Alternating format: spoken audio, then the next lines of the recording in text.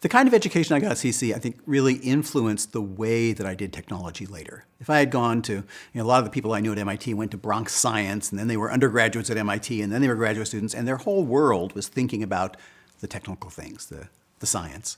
And they were brilliant. There's nothing wrong with that. But I had gone through a different path where I could say, well, how does the technology combine with what people do? How does it relate economically? How does it relate psychologically? How does it relate to all of those things that I learned in my courses at CC?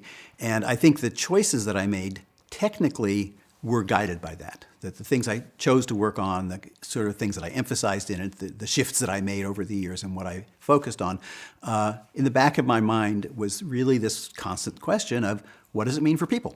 Not what does it do? When I started out as a graduate student, I was in artificial intelligence. And the goal there was to get a computer to be intelligent like a person. And over a very long period, I developed thinking about that and realized that we weren't getting closer to that really, and that it wasn't the right goal. That the goal wasn't to replace people, but to figure out how to get computers to be the best for working with people.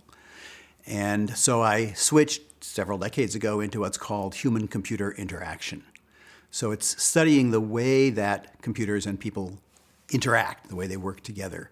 And that's been the focus for many years. And I think one of the things that people sort of say is, well, technology is neutral.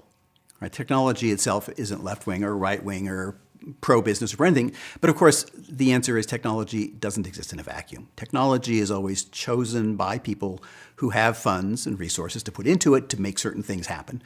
And that's not neutral. A place like CC has a real advantage in some sense because it is inherently broader and more interdisciplinary. It's not a narrow focused school.